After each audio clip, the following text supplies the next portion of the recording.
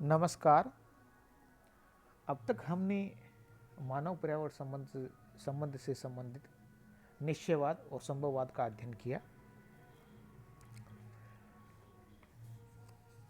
मानव पर्यावरण के मध्य जो तीन अवधारणाएं हैं, जैसे नियतिवाद है, निश्चयवाद है।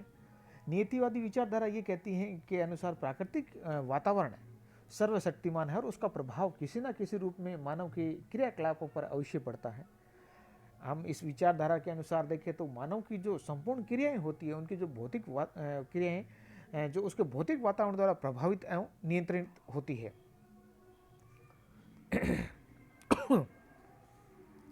वातावरण की तुलना में मानव की शक्तियां प्राय महत्वहीन और अप्रभावी होती है। यह मत मानता है कि मानव की जो शरीर की रचना है, उसके अनुसार उसके विचार, सामाजिक संगठन, धर्म, परंपराएं, रीति रिवाज पर भौतिक वातावरण का प्रभाव निश्चित रूप से पड़ता रहता है। इसके इनमें जो अंतर के जो कारण हैं वो जलवायु है, मिट्टी की प्रकृति है, स्थल रूप है, अन्य भौतिक तत्व में ढूंढने का प्रयास मुख्य रूप से किया गया है। और ये जो नियतिवादी की जो विचारधारा है, ये मुख्य रूप से जर्मन विचारधारा जर्मन में विकसित हुई है।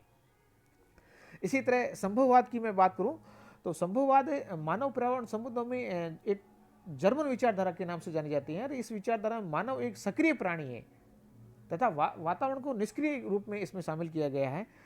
अतः जैसे भौतिक वातावरण है, उसकी शक्तियां हैं, मानव और उसके कार्यों को नियंत्रित नहीं करती है। मानव आवश्यकता अनुसार उसमें मानसिक क्षमता तथा शारीरिक शक्ति के अनुसार उस अवसर का उपयोग करता है। इस विचारधारा के पोषक ये स्वीकार करते हैं कि प्रत्येक जो वातावरण है मानव की सीमा निश्चित करता है, किंतु वे उन सीमाओं की अपेक्षा मानव की बुद्धि और उसके चुनाव पर अधिक बल देते हैं।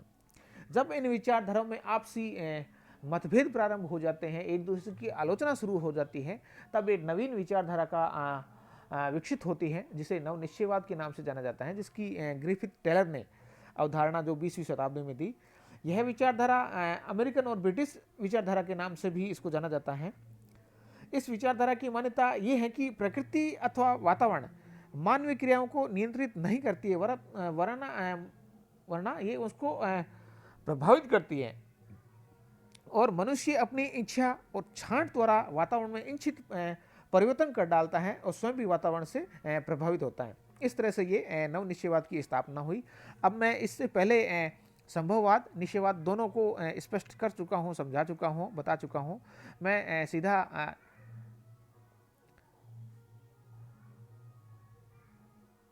नव निश्चयवाद की परिभाषा, उसका विकास और निष्कर्ष के रूप में आपको आज बताऊंगा। सबसे पहले मैं परिभाषाओं की बात करूं तो मानव पर्यावरण के संबंधों की प्रमुख विचारधारा है जो नीतिवाद या प्रकृतिवाद का एक संशोधित रूप है। इस विचारधारा के अनुसार प्रकृति मनुष्य में कुछ सीमाएं निर्धारित करती है, जिसके भीतर मनुष्य अपनी क्षमता, रुचि व छांट के अनुसार कार्य कर सकता है, किंतु इन सीमाओं का उल्लंघन ही कर पाता है, नहीं कर पाता। इस प्रकार मनुष्य पर प्रकृति का पूर्ण नियंत्रण नहीं है, किंतु प्रभाव अवश्य होता है। जिससे ग्रिफिथ टेलर जो हो इस अवधारणा के जनक हैं नव निश्चयवाद के, वो ये कहते हैं कि रुको और जाओ, स्टॉप एंड गो कहते हैं। जॉर्ज टेथम ने इस संकल्पना को क्रियात्मक संभववाद की संज्ञा दी है, क्योंकि इसमें मानवीय छांट को भी उन्होंने एक स्थान दिया है। अब मैं इसकी विकास की बात करूं तो विकास में हम देखते हैं कि निश्चयवाद और संभववाद की अतिवादी विचारधारा से उत्पन्न जो अंतर्विरोधों के कारण एक तीसरी विचारधारा का मुख्य रूप से इसका जन्म होता है। प्रकृति की के प्रति उपेक्षा पूर्ण विचारधारा से उत्पन्न विकृतियां तथा मानव की तथाकथित स्वेच्छा से एक संतुलनकारी अध्ययन विषय की कमी महसूस की गई। प्रकृति पर बढ़ते दबाव से पारिस्थितिकी गुणवत्ता नष्ट होने लगी, जिससे मानव सहित अनेक जीवों का अस्तित्व जैसे खतरे में पड़ गया। इन विसंगतियों, भूलों का परीक्षण विश्लेषण कर उचित मार्ग का अनुसरण किया गया। इन तथ्यों के फलस्वरूप यह अवधारणा पुष्ट होने लगी कि मानव का विकास प्रकृति के सहयोग में ही निहित है, इसलिए न कि उसकी विजय में। प्रकृति की उपेक्षा से जो उत्पन्न पर्यावरणीय कठिनाइयां एक भयानक रूप लेने लगी। फलस्वरूप संभववादी सजग हुए और प्रकृति के नियमों का अनुसरण करके चलने हेतु उन्हें विवश होना पड़ा। अपनी आवश्यकताओं अपना अथवा जो उद्देश्यों की पूर्ति हेतु मनुष्य प्राकृतिक संसाधनों का जो शीघ्रता से अधिक दिनों तक धीरे धीरे उपयोग कर सकता है, लेकिन उसका सृजन नहीं कर सकता। मानव दलदल जैसे बाढ़ या भूकंप प्रभावित क्षेत्रों में आवास निर्मित कर सकता है, परंतु प्रकृति की चपेट से हमेशा बच नहीं सकता। नदियों का जल बांध द्वारा रोककर विद्युत उत्पादन कर सकता है अथवा उसका विविध प्रकार से उपयोग कर सकता है, परंतु जल प्रवाह की दिशा नहीं बदल सकता। इस तरह से वो प्रकृति के साथ संबंध बना सकता है, पर उसका उलटफेर नहीं कर सकता, उसको बदलाव नहीं कर सकता है। टेलर महोदय जो मुख्य हमेशा इस बात पे बल देते रहे हैं कि वातावरण के द्वारा किए जाने वाले नियंत्रण की अपेक्षा नहीं की जा सकती। उदाहरण के रूप में वो कहते हैं कि कनाडा और साइबेरिया के दूर तक फैले जो टुंड्रा प्रदेशों में सहारा के विस्तृत मरुस्थल में, ऑस्ट्रेलिया के निर्जन प्रदेशों में, अंटार्कटिका के हिमाच्छादित प्रदेशों में मानव को प्रकृति की आज्ञा माननी पड़ी है और वह प्रकृति द्वारा निश्चित किए गए मार्ग पर ही चलने को विवश है। ये रिक्त प्रदेश जो जहां जनसंख्या का बहुत ही कम जमाव है, अभी भी कई दशकों तक इनमें आर्थिक विकास लगभग वंचित ही रहेगा, मनुष्य चाहे जो उपाय करे। अतः विजय प्रकृति की ही होगी। मनुष्य प्रयत्न करके समस्याओं को समझाकर उपाय ढूंढकर प्राकृतिक प्रभाव को थोड़ा पीछे धकेल सकता है, लेकिन उससे आगे नहीं निकल सकता, क्योंकि प्रकृति उससे पुनः रोक देती है। अपने जो प्रभाव होते हैं उसके द्वारा वो उससे वापस रोकती है। अतः टेलर ने प्रकृति को प्रबल माना है, मनुष्य और उसके कर्तृत्व को नहीं। इसलिए मानव को प्राकृतिक वातावरण पर विजय प्राप्त करके उसके विकास की बात नहीं की, बल्कि प्रकृति के साथ उसके सहयोग करके विकास पथ पर अग्रसर होने का निर्देश दिया है। सही अर्थों में मैं बात करूं तो सुधरे हुए रूप में यह नियतिवाद को ही पोषित करने वाली एक विचारधारा है, इसलिए इसे नियतिवाद की भी संज्ञा दी गई है। ग्रिफिथ टेलर जो इस अवधारणा के मुख्य जनक हैं, ग्रिफिथ टेलर ने बात करें कि इन्होंने नव निश्चयवाद में वैज्ञानिक निश्चयवाद या रुको और जाओ निश्चयवाद की विचारधारा को स्पष्ट समझाते हुए वो लिखते हैं कि मैं इस बात को कभी भी स्वीकार नहीं करता कि मानव एक बड़ी महत्वपूर्ण भूमिका अदा करता है, परंतु संसार के सभी क्षेत्रों में मानव ने अपने सामंजस्य में प्रकृति द्वारा निर्धारित की गई सीमाओं को एक कदम और आगे बढ़ा दिया। मानव एक स्वतंत्र कारक नहीं है। टेलर दोबारा कहते हैं कि मानव को मैं निम्न शब्दों में व्यक्त करता हूं। मानव एक चौराहे पर खड़े ट्रैफिक कंट्रोलर की भांति है, जो बड़े नगरों में आने वाले वाहनों की गति को कम या अधिक कर सकता है, किंतु मार्ग की दिशा को परिवर्तित नहीं कर सकता। यही रुको और जाओ निश्चयवाद है। इसकी जो व्याख्या है वो निम्न शब्दों में की जा सकती है कि जैसे चौराहे पर खड़ा यातायात नियंत्रक वाहनों को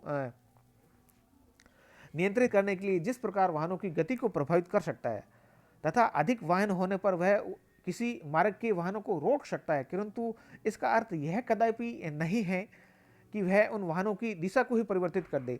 मानव प्राकृतिक वातावरण के संबंध में यातायात नियंत्रण की भूमिका अदा करता है और यह प्रकृति प्रदत्त योजना के अनुसार विकास की गति तीव्र या धीमी कर सकता है। यदि आर्थिक विकास है तो प्राकृतिक तथ्य अनुकूल नहीं है तो मानव उस कार्य को थोड़े समय तक रोक सकता है।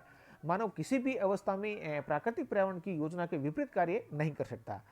मानव जो है प्राकृतिक योजना के अनुसार कार्य को धीमी या तीव्र गति से कर सकता है, उसे रोक भी सकता है, किंतु यदि वह बुद्धिमान है तो प्राकृतिक वातावरण के अनुरूप ही कार्य करेगा। इस तरह टेलर महोदय आगे कहते हैं कि मानव किसी देश